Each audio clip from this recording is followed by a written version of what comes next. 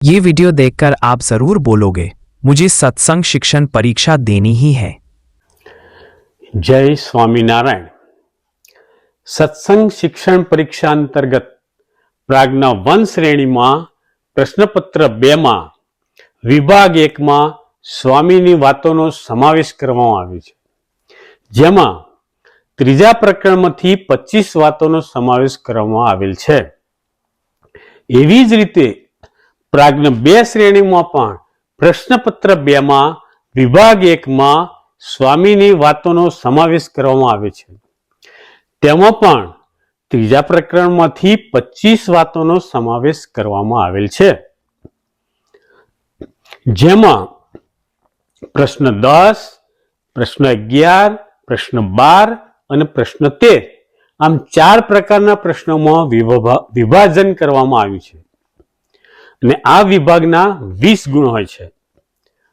તો આ સ્વામીની વાતોમાંથી આ 4 પ્રશ્નો કેવી રીતે પૂછવામાં આવે છે તે આપણે જોઈશું। પ્રથમ આપણે સ્વામીની વાતનું શ્રવણ કરીશું, ત્યારબાદ આપણે પ્રશ્નો અને જવાબો જોઈશું।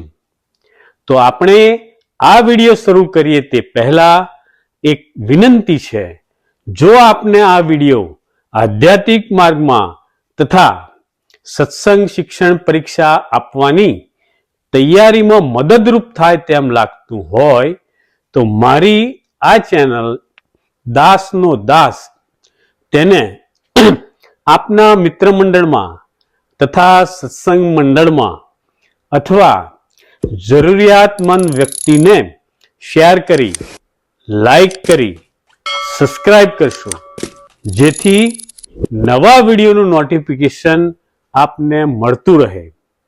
અને આપનું કોઈ મંતવ્ય હોય તો પણ કોમેન્ટ બોક્સમાં લખી જણાવશો। અને જો કોમેન્ટ ન હોય તો તમે ક્યાંથી આ વિડીયો જોઈ રહ્યા છો તે લખી જય સ્વામિનારાયણ લખશો, મને પણ ઘણો જ આનંદ થશે। આપણી આ ચેનલ બનાવવાનો મુખ્ય હેતુ એક જ છે કે સત્સંગનું જ્ઞાન દરેક પાસે પહોંચે તથા ભગવાન સ્વામિનારાયણ અને ગુરુ હરિ મહંત સ્વામી મહારાજનો રાજીપો મળે એ જ છે। જ્ઞાન વેચવાથી જ્ઞાન વધે છે અને પાક્કું થાય છે। તો આપ પણ આ રાજીપાના અધિકારી બનો એવી મારી અભિલાષા છે। તો આપણે તેમાંથી પૂછાતા પ્રશ્નો અને તેના ઉત્તરો સમજવા પ્રયત્ન કરીશું। સ્વામિનારાયણ હરે સ્વામીએ વાત કરી છે, એક દિવસ સ્વરૂપાનંદ સ્વામીએ મહારાજને પૂછ્યું છે, હે મહારાજ, सत्संगी का कैसा कल्याण होता है? ત્યારે મહારાજ બોલ્યા છે, जैसा कल्याण मोटा मोटा अवतार का होता है तैसा कल्याण सत्संगी का होता है। ત્યારે स्वरूपानंद स्वामी बोलिया जे, गुरु साहेब तब तो बहुत बड़ा कल्याण होता है। સ્વામીની વાત ત્રીજા પ્રકરણની 10મી। 11મા પ્રશ્નમાં કોઈ પણ 2 ઉપર અભ્યાસક્રમની સ્વામીની વાતોનું પ્રમાણ આપી સમજાવવાનું હોય છે, જેમાં 4 પ્રશ્ન પૂછવામાં આવે છે જેના 4 ગુણ હોય છે। તો આ વાતમાંથી કેવા પ્રશ્ન પૂછી શકાય તે જોઈએ।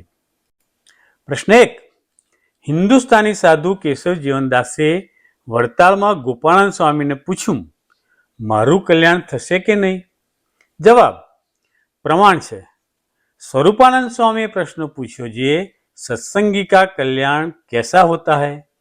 तो जवाब में महाराजे कहूं, जैसा कल्याण मोटा मोटा अवतार का होता है तैसा कल्याण सत्संगी का होता है। समझूती, महाराज पूर्ण पुरुषोत्तम नारायण छे, તેમના સંબંધ માત્રે કલ્યાણ થાય છે। માખી જેવા પામર જીવને સૂર્ય બનાવવાની સામર્થ્ય મહારાજની જ છે। હવે 12મા પ્રશ્નમાં એક સંપૂર્ણ વાક્યમાં જવાબ લખવાના હોય છે, જેમાં 4 પ્રશ્ન પૂછવામાં આવે છે અને બધા જ ના જવાબ લખવાના હોય છે। તો આ વાતમાંથી કેવા પ્રશ્ન પૂછી શકાય તે જોઈએ। પ્રશ્ન 1, सत्संगी का कैसा कल्याण होता है? अथवा સત્સંગીઓનું કેવું કલ્યાણ થાય છે? જવાબ: जैसा कल्याण मोटा मोटा अवतार का होता है तैसा कल्याण सत्संगी का होता है। प्रश्न 2, सत्संगी का कैसा कल्याण होता है एवो प्रश्न कोणे पूछ्यो? जवाब: स्वरूपानंद स्वामी महाराज ने पूछ्યું जे हे महाराज सत्संगी का कैसा कल्याण होता है।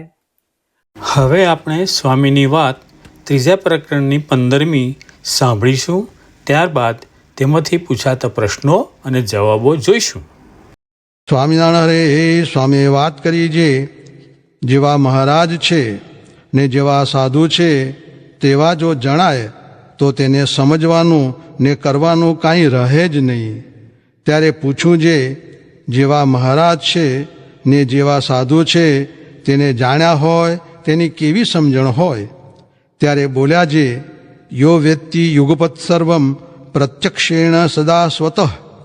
એ શ્રુતિ બોલીને કહ્યું જે એવી સમજણ હોય ત્યારે ભગવાન અને મોટા સાધુને જાણ્યા કહેવાય.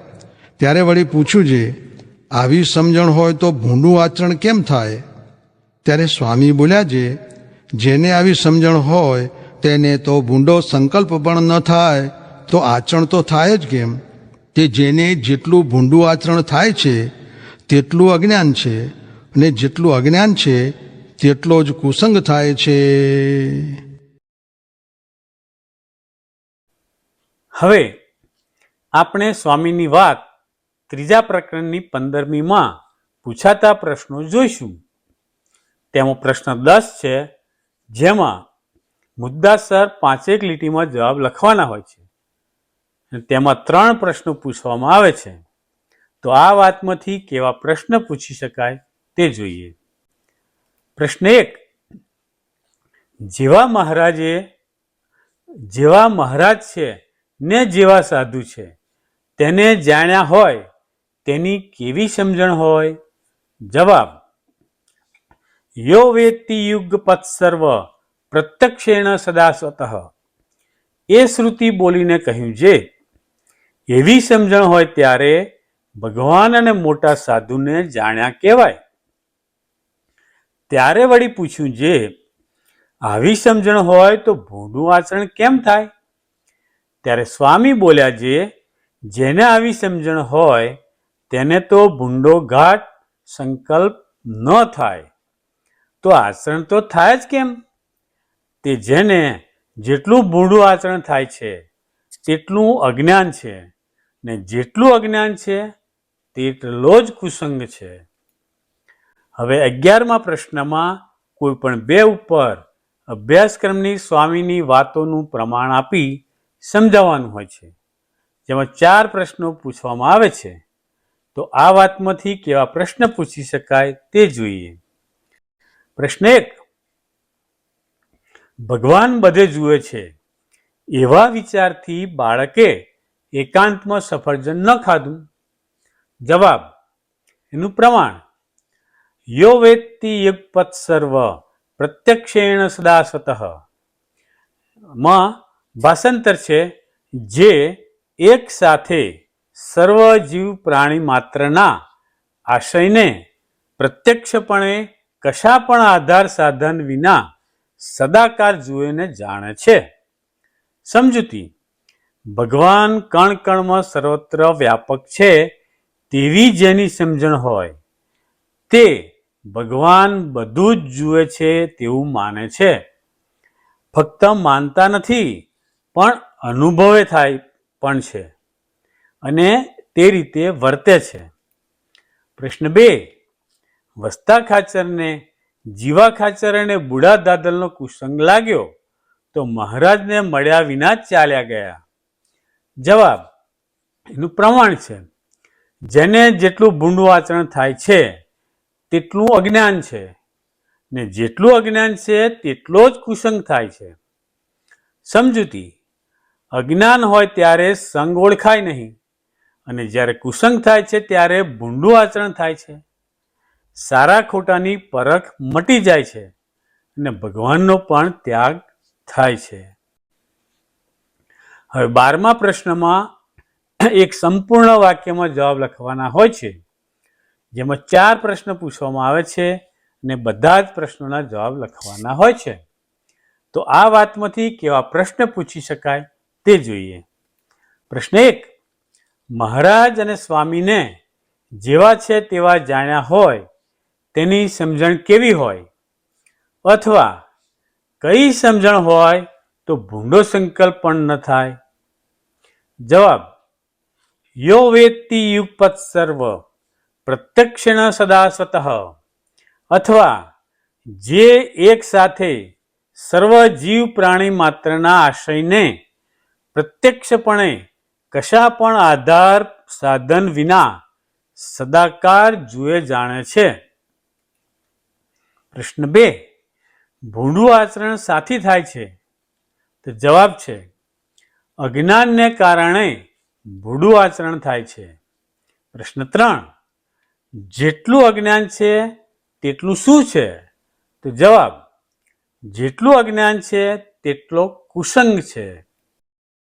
Jai Swaminarayan. Thank you for watching video.